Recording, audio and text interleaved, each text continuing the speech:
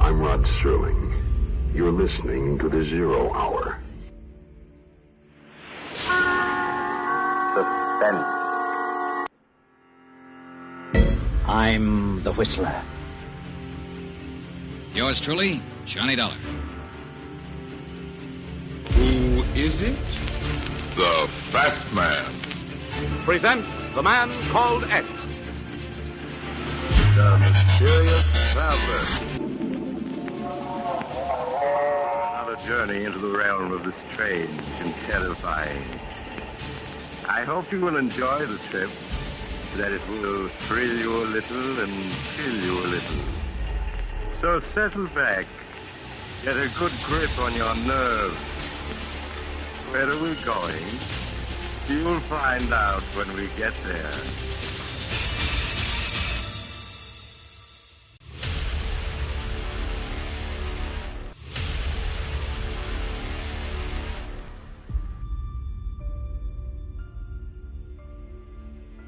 Hello everyone, and welcome to Drama and Theater, brought to you by Duane Old Time Radio. Drama and Theater features some of the best programs from the golden age of radio, including Escape, The Fat Man, Suspense, The Whistler, Zero Hour, Yours Truly, Johnny Dollar, and many, many more. Before we start today's drama, if you enjoy what I'm doing, let me ask you to subscribe to my channel. Subscribing is 100% free, and you will receive notifications on new posts. And now, on to the drama. And thank you for your support, as always. Welcome, a one-off. Maybe it'll end up being a 2 or 3 off, but for now it's a one-off. The series Sherlock Holmes, the play The Blue Carbuncle. Can't find any dates, day or month for it. They're probably out there somewhere, but I can't find them. But this aired in 1948.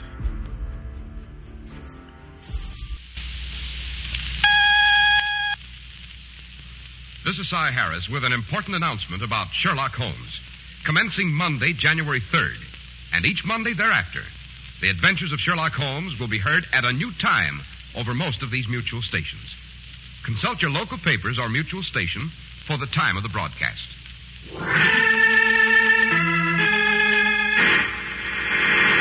From New York City, the makers of Clippercraft clothes for men and more than 1,200 leading retail stores from coast to coast presents Sir Arthur Conan Doyle's immortal character, the world's most famous detective, Sherlock Holmes, starring John Stanley.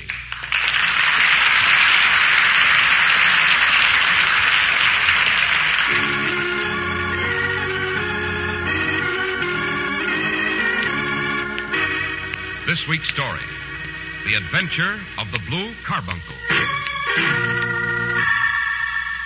Just look at that precious stone, Watson. Yes, Holmes.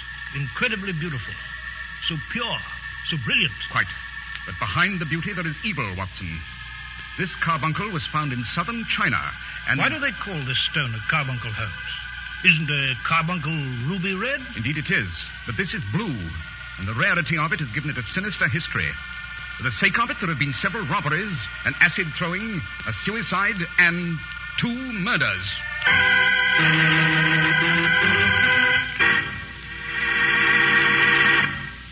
If you're resolved to wage a private war on high prices, here's a great way to begin. Go to the friendly independent store in your community that sells Clippercraft clothes.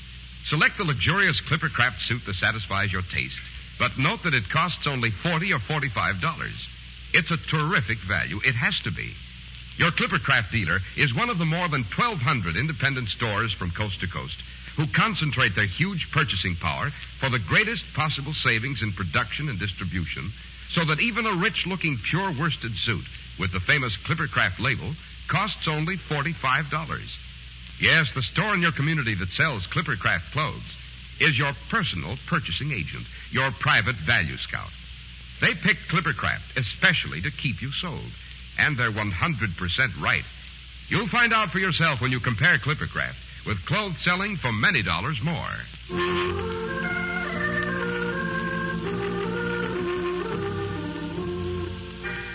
Well, Dr. Watson, since we're all in a holiday mood, I'd guess that you've deliberately selected the adventure of the Blue Carbuncle for this Christmas season.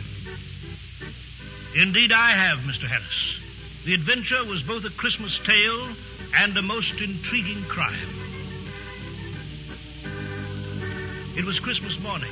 It was a glorious London Christmas. We'd had a thick blanket of snow on the streets, and it glistened in the flickering gaslight.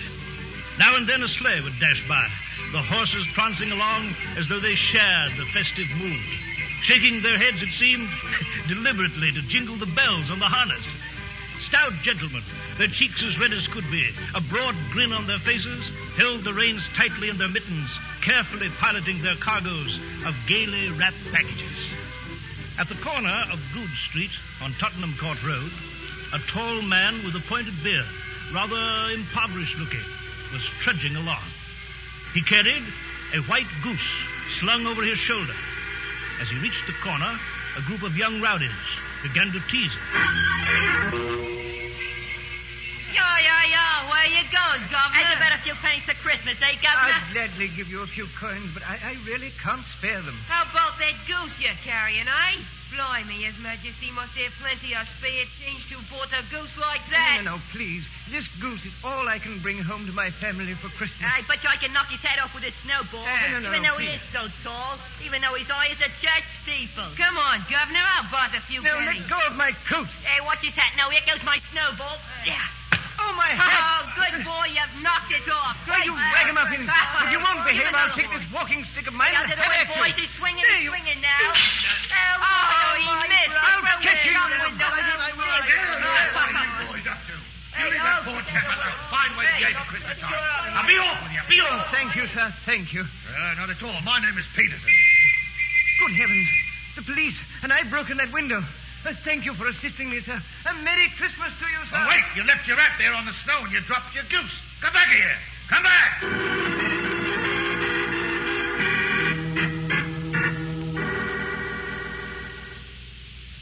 And so, my dear Watson, Peterson was left the victor in the Battle of Tottenham Court Road, with the stranger's battered hat and his Christmas goose. What did he do with the spoils, Holmes? He brought them here to Baker Street, knowing that even the smallest problems are of interest to me. Why didn't he return the hat and the bird to the chap who owned them? My dear fellow, there lies the problem. Peterson does not know the identity of the tall, thin gentleman who vanished into the dark. There wasn't a single clue to the gentleman's identity? By now, Watson, you must have realized that there is never a lack of clues. There's only a lack of the intelligence necessary to find them. Well, the rightful owner of the bird must be found immediately, Holmes. The poor devil's lost his Christmas dinner. Christmas poppycock. What clues did you find? A small card was tied to the bird's left leg. The card read, "For Mrs. Henry Baker." Upon the lining of the hat, which I have here in my hand, you'll notice the initials H.B. But as there are some thousands of Bakers, it's not easy to restore lost property to any one of them. And where is the Christmas goose? By now, I should say it's fulfilling the ultimate destiny of every plump goose. We were afraid lest it spoil, therefore it's roasting at this moment in front of Peterson's fire. Is there any hope at all of finding this Henry Baker, returning his hat? There's a great deal of hope of finding him. Oh, I'm sorry to burst in about you like this, Mr. Holmes, but the goose, the Christmas goose, sir. I trust the news of the goose justifies the melodrama of your entrance, Peterson. Oh, Mr. Holmes, What of the goose? Has it returned to life and flapped off through your kitchen window? Look, Mr. Holmes, my wife found this in its crop. Is that a diamond? Well, yes, Dr. Watson, it must be. It cuts into glass as though it were putty. When you opened the goose, you found this precious stone inside of it? This is more than a precious stone, Watson. This is the precious stone. This is the Countess of Morcar's Blue Carbuncle. Is it really, Holmes? Precisely. I ought to know its size and shape, seeing that I've read the advertisement about it in the Times every day. This Blue Carbuncle is unique. The reward of £1,000 for its return is certainly not a 20th part of its market price. Reward of £1,000? Yes. You mind if I sit down? Well, didn't I read in the newspaper that it was lost at the Hotel Cosmopolitan home? You did, Watson. On December the 22nd, John Horner, a plumber, was accused of having stolen it from the Countess's apartment. The evidence against him was very strong. £1,000? James Ryder, the head attendant at the hotel, accused Horner. He said he'd shown Horner to the Countess's dressing room so that Horner might repair a grate that was loose. Yes, I remember that now. Ryder left Horner alone in the room. When Ryder came back, Horner was gone. The bureau had been forced open, and the box where the jewel was kept lay empty. Yes, I see. There was a maid involved, too, a Catherine Cusack. She rushed into the room when she heard Ryder shouting about the robbery and found the situation exactly as he described it in court. Yes, Holmes, but if this Horner stole the jewel, how did it get into the bird? And what has Henry Baker to do with all this? Mr. Baker, Watson, should provide a satisfactory explanation to that mystery. We shall determine his innocence or guilt by a simple test the moment we produce him. How shall we do that, Holmes? Well, I had nothing to do with the robbery, you understand? I just found One moment, Peterson. We shall place an advertisement in the evening papers, Watson. That would be the simplest method. Would you give me a pencil and that slip of paper? Oh, yes, of course, Holmes. Here you are. Found at the corner of Goodge Street a goose and a black felt hat. Mr. Henry Baker can have the same by applying at 6:30 this evening at 221B Baker Street. Will he see it in the papers? Oh, undoubtedly, Watson. He's a poor man. The loss was a heavy one. Peterson, would you have this put in the evening papers? Very well, Mr. Holmes. And the stone? I shall return the stone to the Countess immediately. And, Peterson, would you buy a goose on your way back and leave it with me? We must have one to give to this gentleman in place of the one which your family is now devouring. Well, certainly, Mr. Holmes. Well, good afternoon, gentlemen. £1,000 reward. Oh, great Lord of mercy, what a wonderful Christmas this is. I'll be £1,000 richer. God rest ye merry gentlemen. Let nothing you dismay. Hey, now, just look at this precious stone, Watson. Oh, yes, Holmes. Incredibly beautiful. So pure. So brilliant. Quite. But behind the beauty, there's evil, Watson. This carbuncle was found in the banks of the Amoy River in southern China. Why do they call this stone a carbuncle, Holmes? Isn't a carbuncle ruby red? Indeed it is, but this is a blue carbuncle, and the rarity of it has given it a sinister history. There have been several robberies, an acid throwing, a suicide, and 2 murders, just for the sake of this 40-grain weight of crystallized charcoal. You see, Watson, in a great jewel such as this, every facet may stand for a bloody deed.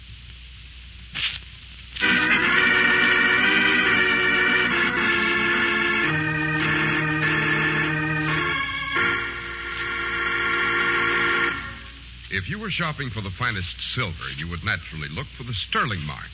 Similarly, you want assurance of quality and value when you shop for clothes. When you buy Clippercraft, you get double assurance. The name of the store plus the Clippercraft label. Now, that's your proof that you're getting one of America's greatest values. You see, the Clippercraft label is the symbol of a remarkable plan that concentrates the immense purchasing power of more than 1,200 fine independent stores from coast to coast. The savings on production and distribution goes straight into your pocket. Now, that's why your truly expensive-looking Clippercraft topcoat or overcoat is only $40 to $47.50. And that's why millions of men cheer the incredibly modest prices of Clippercraft's new zipper-lining topcoats. That's why men who know insist on Clippercraft clothes bearing the Clippercraft label. So be sure to visit the Clippercraft store in your city. And remember, that's one of the more than 1,200 leading retail stores across the nation where courtesy and friendly service are always yours. The store that is proud to add its fine name to that of Clippercraft clothes in the label of your suit, topcoat, and overcoat. And remember also, not every pattern is always available in your size, but keep trying. It will pay you to wait for Clippercraft clothes bearing the Clippercraft label.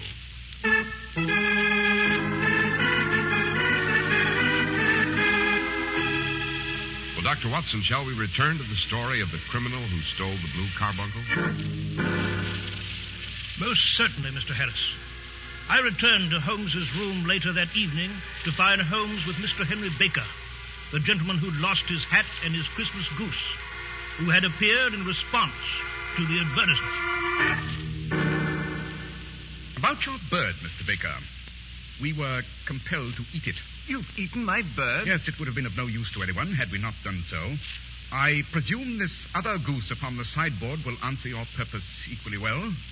Yes, I believe it will. We still have the feathers, the legs, the crop, and so on of your original bird, if you wish to have them. Would they be of use to you, Mr. Baker? No, none whatsoever. You seem hesitant, sir, doubtful. I'm just moved by your kindness, gentlemen. You might well have kept the bird and done nothing, but in the tradition of the Christmas spirit, you have provided me with a joyful surprise. Mr. Baker, would you tell me where you got the original bird? I'm somewhat of a fowl fancier, and I've seldom seen a better-grown goose. Certainly, Mr. Holmes. There are a few of us who frequent the Alpha Inn. Near the museum? Yes. This year, our host, Windigate by name, instituted a goose club, by which, on consideration of a few pennies every week, we were each to receive a bird at Christmas. My pennies were paid. Well, the rest is familiar to you. Now, if you'll pardon me, my hat. Oh, yes. Here it is. Thank you. I must dash home to share this wonderful bird with my family. You have the humble gratitude, gentlemen, of a poor soul whose Christmas you have brightened. A small enough gift, sir, for the greatness of the day. Merry Christmas, Mr. Baker. And a glorious holiday to you, Dr. Watson. Mr. Holmes. Good evening, Mr. Baker. He's quite innocent, eh, Holmes? Quite. Really, Holmes, you have not extended greetings to one person, you know. That the Christmas spirit cannot reach the lofty, ice-bound heights where you keep yourself. At the moment, Watson, a Mr. Horner stands at the assizes charged with the robbery of the Countess of Morcar's blue carbuncle. Mr. Horner may serve a long sentence in prison undeservedly, and the actual culprit will still be at large. Who placed the priceless stone in the crop of the bird? We must answer that damning question, Watson. We've no time for sentimental rubbish. Quickly, to the Alpha Inn.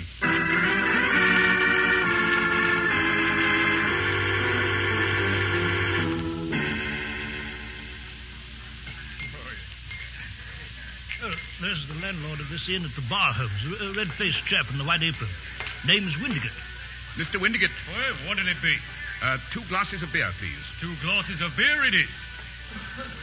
Your beer should be excellent, if it's as good as your geese. My geese? Yes. I was speaking only half an hour ago to Mr. Henry Baker, who's a member of your goose club. Oh, but them's not our geese. Indeed? Then whose are they? Oh, I got 2 dozen of them from a salesman in Covent Garden. I know some of those salesmen. Which one was it? Well, let me see now. His name was, oh, yes, Breckenridge. Breckenridge. Thank you, sir. Come, Watson. Yes, right you are. Wait, you haven't drunk up. Your payment, Mr. Windigate. We've more urgent matters at hand. Not even time for a toast to the jolliest holiday of them all? No nonsense. Well, good night, Ebenezer Scrooge. Ill-advised humor is the eternal earmark of third-rate minds. Good night, sir.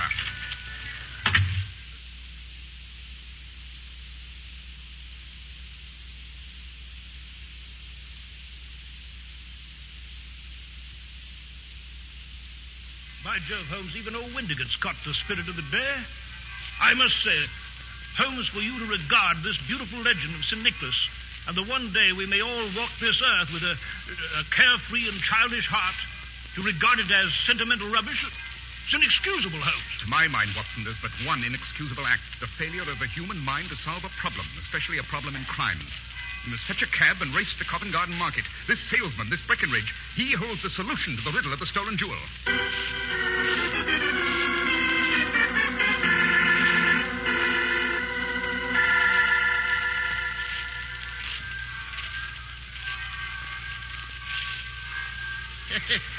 Son, hurry, Bill, my lad. Help me put up these shutters. Right down, Mr. Breckenridge.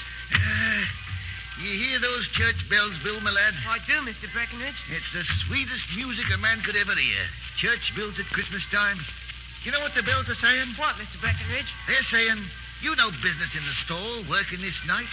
You, young Bill, belongs with the other youngsters round the tree. And me, Mr. Breckenridge, I should be standing at the punch bowl with me good wife and me dear friend. So, up for the shutters, Bill, my lad. Good evening, Mr. Breckenridge. I am that, and a very happy evening it is too, sir. An holiday evening. Yes, so it is. By George... Quiet, Watson. Sold out of geese, I see.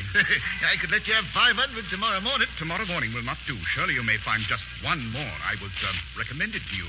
By who? We were recommended by the landlord of the Alpha Inn. Oh, yes, I sent him a couple of dozen. Fine birds they were, too. Where did you get them? That then, mister, what are you driving at?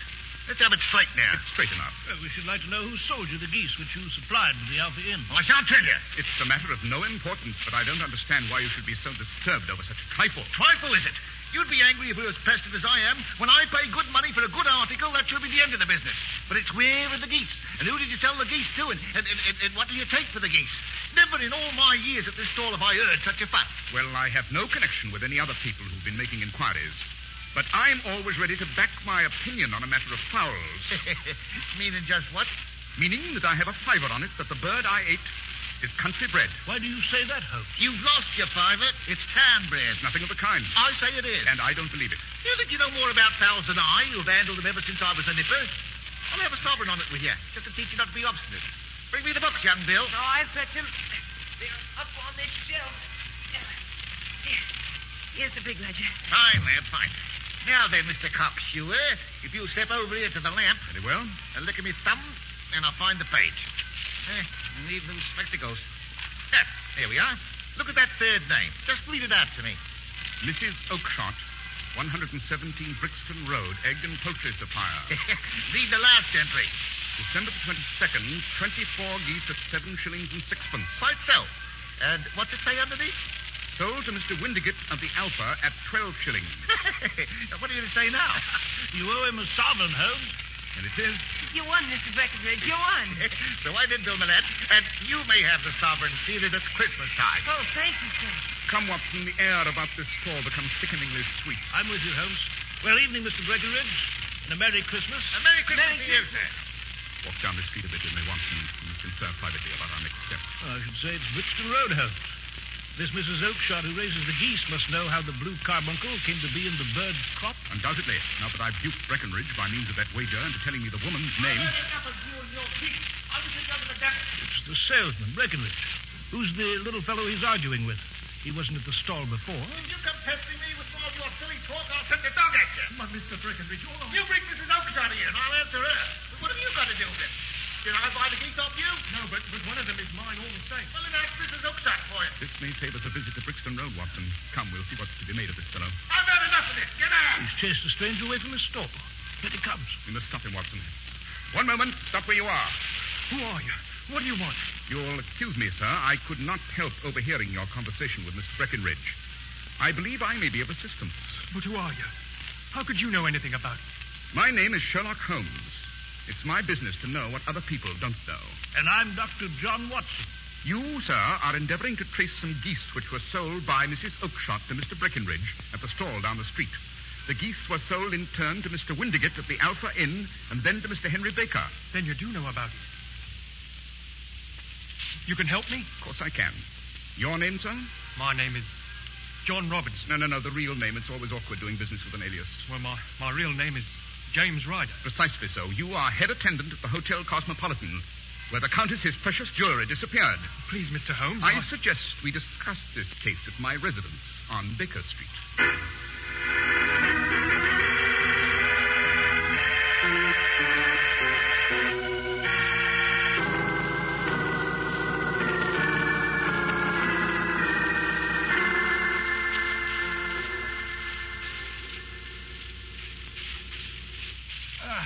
This is more like it.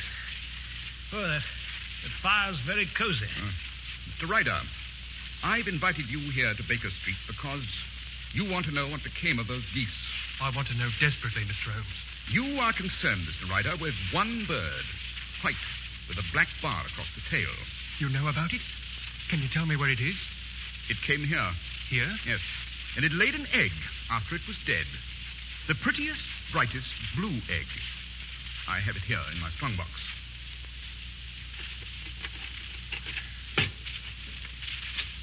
There it is. The Countess of Morcar's blue carbuncle. Oh, I'd like to explain. Grab him, Watson. He seems faint. I'll help him into this chair. There we are. Not a very sturdy or convincing criminal, are you, Mr. Ryder?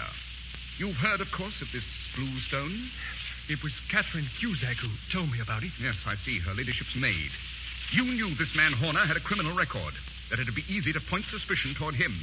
You and the lady's maid managed to have Horner, the plumber, sent for.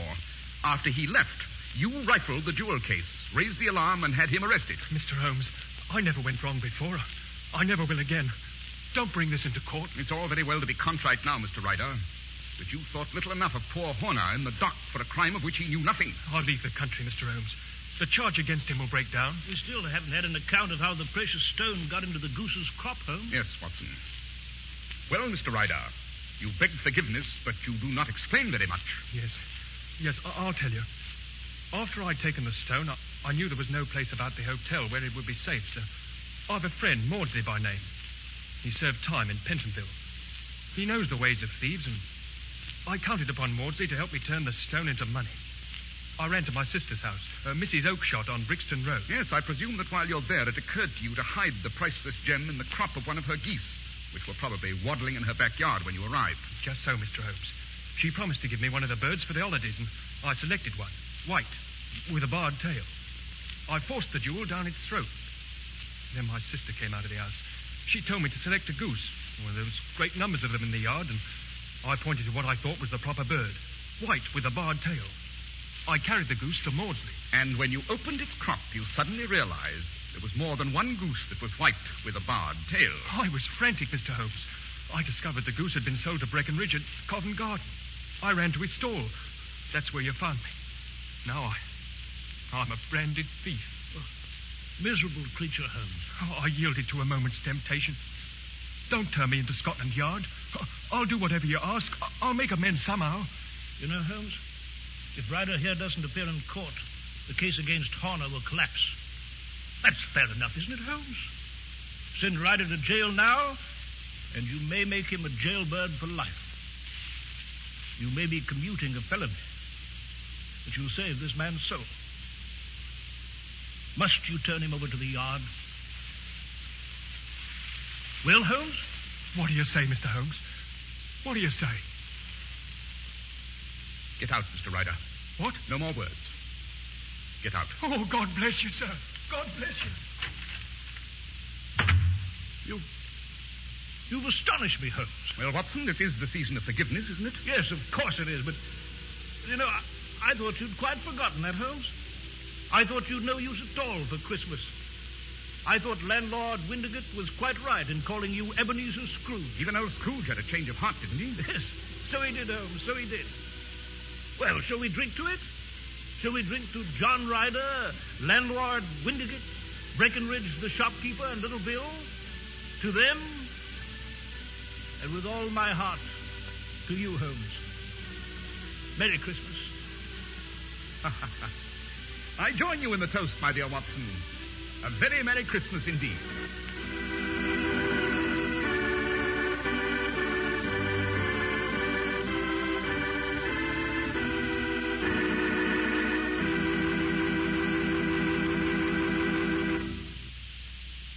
Well, Dr. Watson, the adventure of the Blue Carbuncle was a very charming and appropriate story.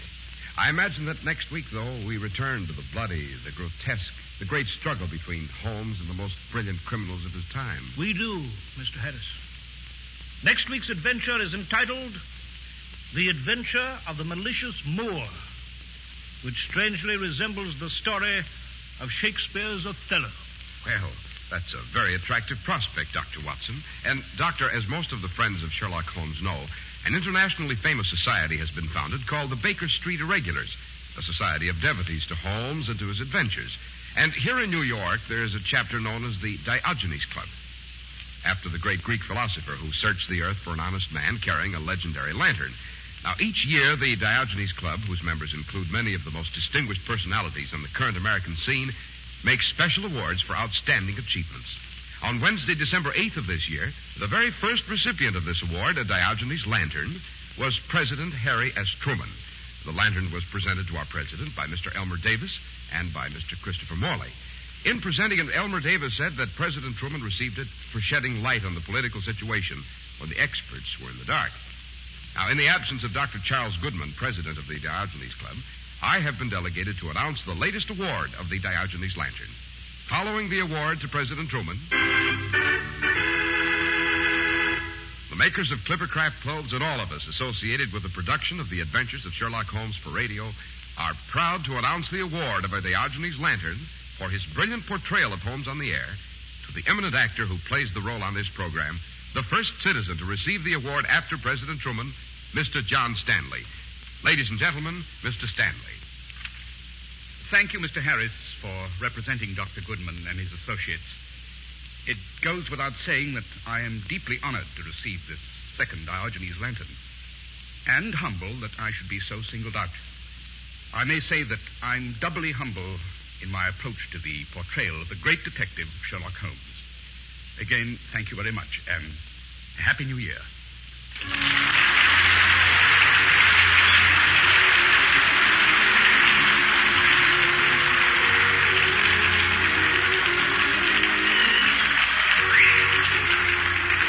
The makers of Clippercraft clothes in more than 1,200 stores from coast to coast have brought you another in the new series of broadcasts featuring the world's most famous detective, Sherlock Holmes.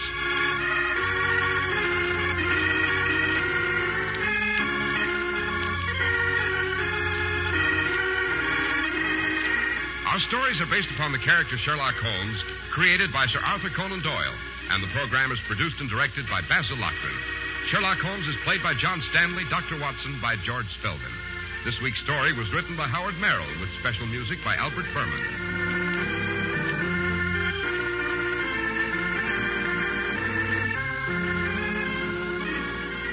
If you don't know your Clippercraft dealer, write Clippercraft, 200 Fifth Avenue, New York City. Remember, in 1949, beginning January 3rd, the makers of Clippercraft clothes will bring you the exciting adventures of Sherlock Holmes over most of these mutual stations on Monday nights. Check your local newspaper and mutual station for the time. Now, be sure to listen January 3rd. That's January 3rd to Sherlock Holmes in the adventure of the malicious Moor.